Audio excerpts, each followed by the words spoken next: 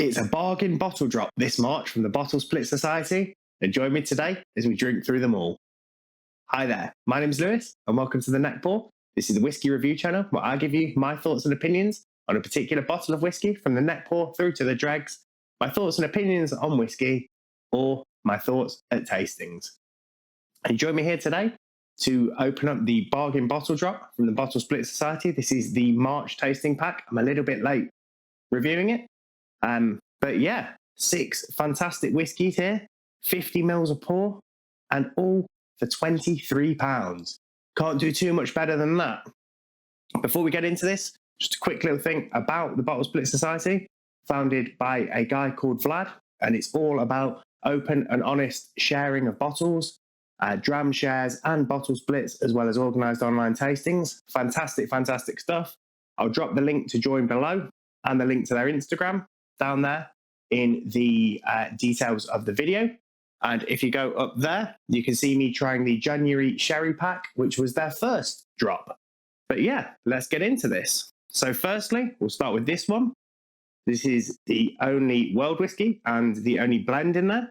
It's the Gibson's Finest Venerable 18-year-old Canadian whiskey of Ontario. We're a blend of corn, malt and rye here. Pour ourselves a nice little drop of that and see what we think. This is also the lowest strength and the only blend, hence why I'm starting with it. We're down at 40%. I'm imagining we're coloured, imagining we're filtered. To me, on the nose of that, I get a little bit of spiciness of the rye, and I get a little bit of the popcorn sweetness. Not a huge amount of malt there for me. A little bit light on the nose, but at that sort of strength is what I'm expecting.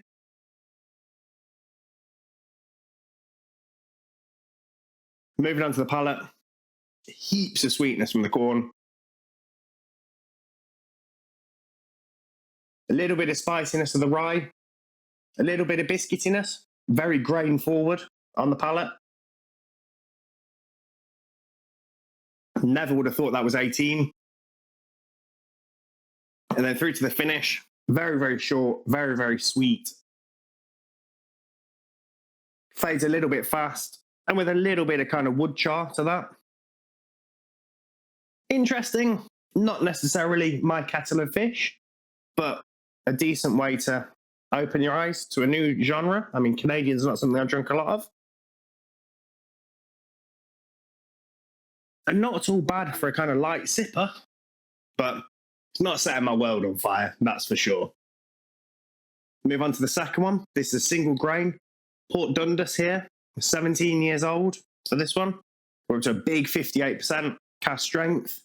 And this was bottled by Braben Whisky. I'm not going to say too much about those guys, considering the way everything went down there. And a lot of people lost a lot of money when they closed. Similar story with this one as well, actually. But yeah, I do like Port Dundas. Refill bourbon, 58%, fully natural. And that must be a refill barrel. Wow, that is light on the nose. There's almost nothing there. Not prickly, not spicy. Just super, super light. Interesting. There's a smell to it, but it's more like a vodka. Or something like that, like a kind of a rectified spirit, a white spirit, rather than whiskey.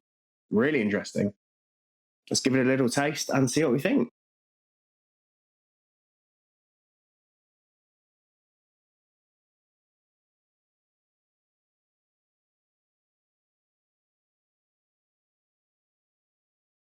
Now, I can see a lot of people not liking that, because that's got a huge punch and a real big hit of kind of spikiness that you often get with grain.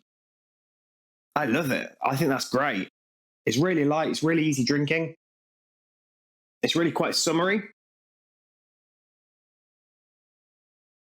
It's got a big punch of character, big punch of wood, big punch of that, yeah, grain spiciness.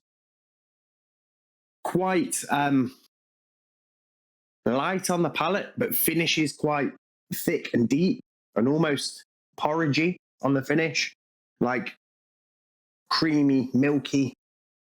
I can feel it kind of almost going down in stages, but hot. It's very hot. That drink's a hot 58%, but I quite like that. I do quite like that, I have to say. So from here on out, we're moving on to malts, and we are, because there's 6 here, I want to speed run through this a little bit for you guys. Don't want you to have to sit around all day watching. So I'll move on to this one. This is a 11-year-old Ben Rinnis. This is Cask 88, who I believe are basically the same company as Brave and Whisky. And so things went down the same way when they ended. And we'll leave that one there. Again, pour ourselves a nice little dram of that. This one is 51.7%, 11 years old, fully natural, and bottled under their Scotch Whisky Express line. It's got a train on the bottle. I'll bag a picture of it up here. Again, fully natural. And I'm guessing, based on the nose, that's a bourbon cask. I couldn't see anything online stating definitively what it was. Stone fruits on the nose for me there. Apricots, peaches, nectarines. Very light again. Little bit sweeter.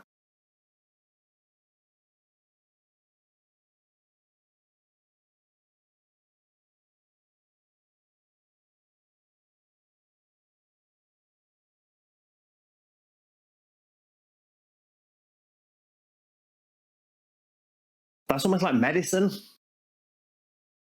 That's really, really odd. It's like a kind of medicine or fruit sweets or something like that. It's really artificial. It's really saccharin, powdered sugar, icing sugar. Yeah, like a dusty, like a fruit bonbon in that kind of peach rings, something like that. On the palate, really interesting.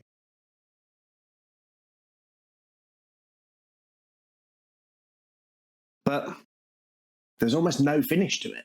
It's weird. There's like a palate, and then there's just a drop. It absolutely goes. That's a really odd one, because the nose and the palate are lovely, but there's just nothing on the finish. It absolutely just drops off a cliff. Interesting so far.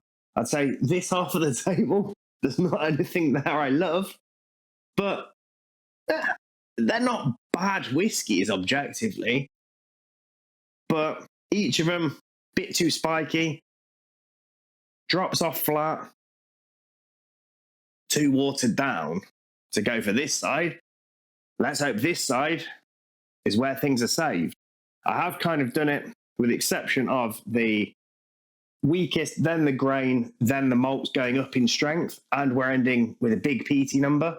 So hopefully, as we get through the table, things get more interesting. So let's move on to this one. This is one that I'm sure hardly any of you guys would have ever tasted.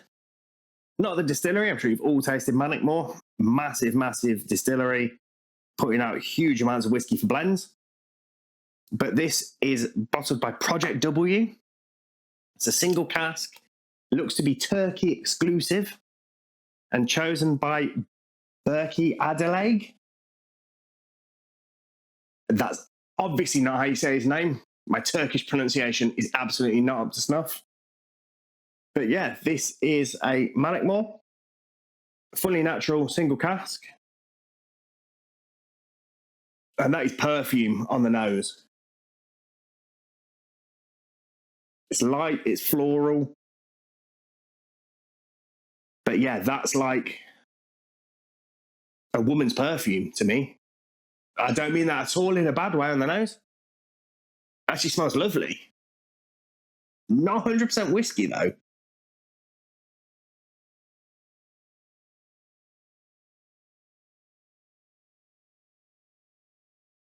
Oh yeah, moving on to the palate.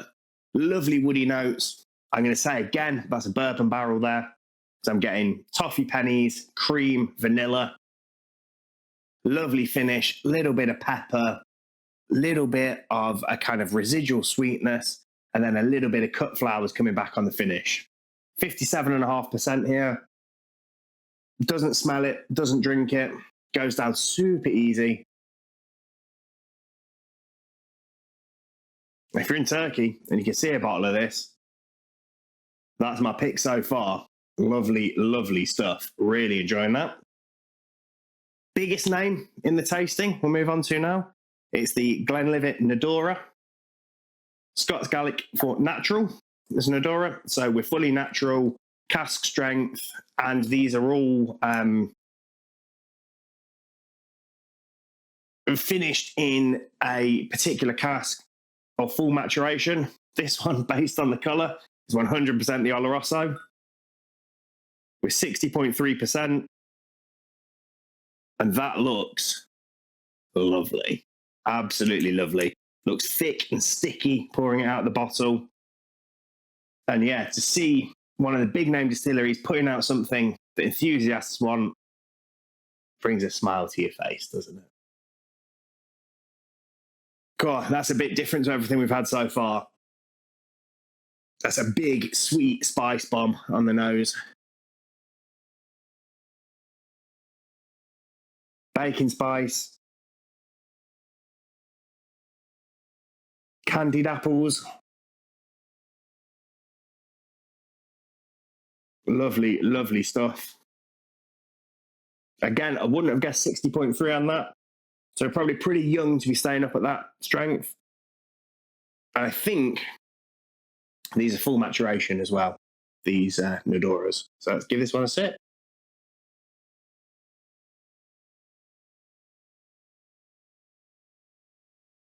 Much drier on the palate than on the nose. That's quite a dry Oloroso, quite a dirty Oloroso, quite a dark Oloroso, actually.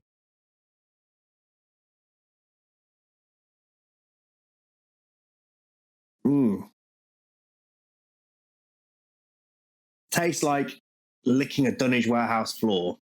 Dusty, dirty, dark, sweet, it's boozy, sticky, spicy. Lovely, lovely stuff. And a true sherry bomb. Proper young, punchy sherry bomb there. Lovely sort of stuff. Along your lines of Aberlour Boonar, Tamdu cask strength, all those kind of things. Lovely, lovely. And let's finish on something a little bit peaty, shall we? This is the Officer's Mess 1880 collection. It's the Kalila 8-year-old, fully matured in a bourbon hoggy, fully natural, 61.2%. So it's going to be punchy. It's going to be brash. I think it's going to be pretty loud. And this was selected by Chris Goodrum from Gauntly's Whisky in Nottingham, which is also my kind of closest specialist whisky shop. And yeah. Oh, that is definitely Kalila. Definitely Kalila. Lovely peat, not overpowering. A little bit of booze, but pretty well integrated. Heaps of lemon peel on the nose for me there. And a little bit of a kind of umami seaweed on the nose. Not dirty, not fishy, not any of those things. Just that clean sort of salt water. Lovely nose on that.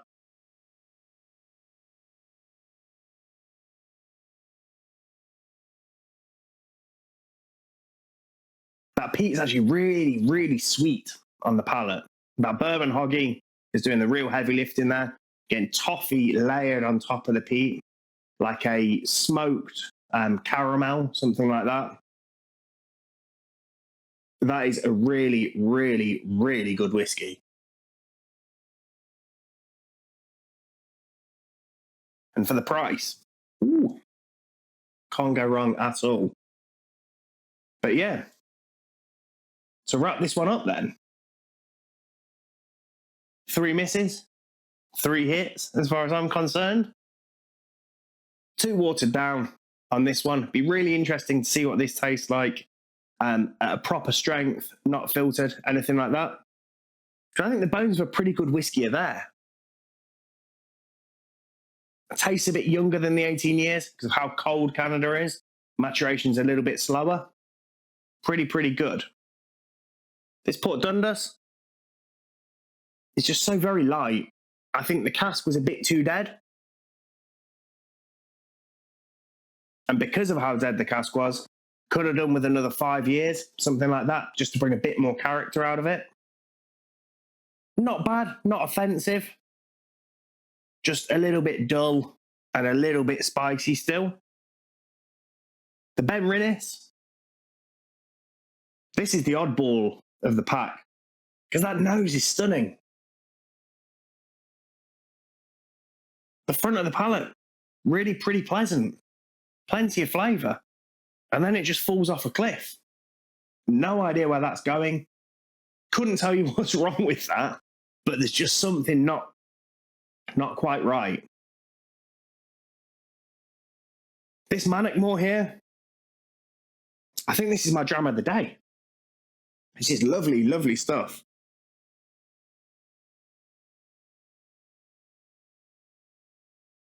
Nose is a bit flat. Once you get to that palate and that finish, you're onto stunning, stunning stuff. Really enjoyable, really flavoursome. And that's the one for me, I think. The Glenlivet.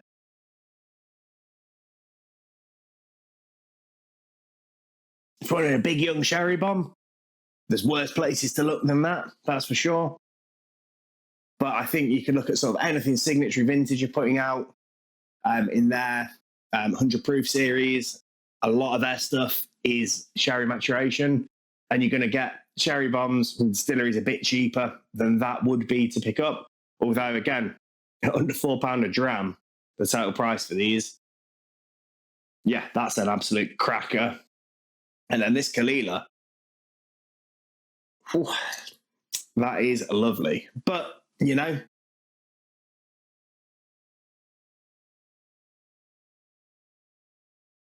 that's very close second to that. With that into third, everything on this side is down near the bottom for me. But absolutely wonderful, wonderful whiskies here. Massive thank you to Vlad for putting this all together and the society. And yeah, check it out down in the description below if you want to think about joining. Some really interesting stuff coming and some great tastings lined up in the next couple of months. And there's some other great packs coming, I'm sure. And other than that, I'd just like to say thank you all so much for joining me here today to taste through this. It really means a huge amount to me that you guys take time out of your day to spend a little bit with me and listen to what I've got to say. But if you've enjoyed the video, please do drop a like down below.